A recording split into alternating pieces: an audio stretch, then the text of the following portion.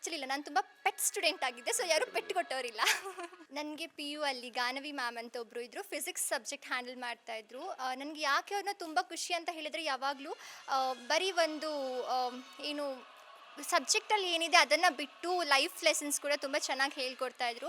ಅವರು practical knowledge ಆಗಿರ್ಬೋದು, ಏನಂದರೆ ನಮ್ಗೆ ಗೊತ್ತಿಲ್ಲ ಅಂತ ಹೇಳಿದ್ರೆ ಇನ್ನೂ ತುಂಬ ಫ್ರೆಂಡ್ಲಿಯಾಗಿ ತುಂಬ ಹೇಳ್ಕೊಡ್ತಾಯಿದ್ರು. ಸೊ ಯಾರೇ ಫ್ರೆಂಡ್ಲಿಯಾಗಿ ಹೇಳ್ಕೊಟ್ರು ತುಂಬ ಬೇಗ ತಲೆಗೆ ಹೋಗುತ್ತೆ ಅಂತ ಹೇಳ್ತಾರೆ. ಸೊ ನನಗೆ ಅವರಂದರೆ ತುಂಬ ಇಷ್ಟ.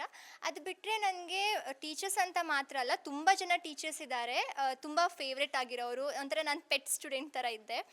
ಆ್ಯಂಡ್ ಇನ್ನು ಬೇರೆ ಟೀಚರ್ಸ್ ಅಂತ ಹೇಳಿದ್ರೆ ನನಗೆ ಬರೀ ಟೀಚರ್ಸ್ ಮಾತ್ರ ಅಲ್ಲ, ಫ್ರೆಂಡ್ಸ್ ಕೂಡ ಎಷ್ಟೊಂದು ಲೆಸನ್ಸ್ ಹೇಳ್ಕೊಡ್ತಾರೆ. ಅವರು ಕೂಡ ನನಗೆ ಟೀಚರ್ಸ್ ಸಮಾನನೇ.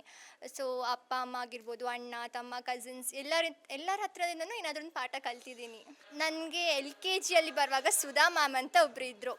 ಅದು ಬಿಟ್ಟರೆ ಸುಶೀಲ್ ಮ್ಯಾಮ್ ಅಂತ. ಸೊ ನಾನು ಎಲ್ ಕೆ ಜಿಗೆ ಬರುವಾಗ ನನಗೆ ಇನ್ನೂ ನೆನಪಿದೆ, ಅವ್ರು ಯೂಶ್ವಲಿ ನನ್ನನ್ನು ಎತ್ಕೊಂಡು ಹೋಗ್ಬಿಟ್ಟು ಅವ್ರ ಟೇಬಲಲ್ಲಿ ಕೂರಿಸ್ಕೊಂಡು ಬಿಸ್ಕೆಟ್ಸ್ ಚಾಕ್ಲೇಟ್ಸ್ ಎಲ್ಲ ಕೊಡ್ತಾಯಿದ್ರು. ಸೊ ನನಗೆ ಅಲ್ಲಿಂದನೂ ಅವ್ರನ್ನ ಇವಾಗಲೂ ಎಲ್ಲಾದರೂ ನೋಡಿದಾಗ ತುಂಬ ಖುಷಿಯಾಗುತ್ತೆ, ನಾನು ಹೋಗಿ ಮಾತಾಡಿಸ್ತೀನಿ. ಪ್ರೈಮರಿ ಹೈಸ್ಕೂಲಲ್ಲಿ ಪೆಟ್ಟು ಕೊಟ್ಟಂಥ ಟೀಚರ್ಗಳಿದಾರ? ಆ್ಯಕ್ಚುಲಿ ಇಲ್ಲ, ನಾನು ತುಂಬ ಪೆಟ್ ಸ್ಟೂಡೆಂಟ್ ಆಗಿದ್ದೆ, ಸೊ ಯಾರೂ ಪೆಟ್ ಕೊಟ್ಟವರಿಲ್ಲ. ತುಂಬ ಪೆಟ್ ಸ್ಟೂಡೆಂಟ್ ಆಗಿದ್ದೆ, ಸೊ ಯಾರೂ ಪೆಟ್ ಕೊಟ್ಟವರಿಲ್ಲ.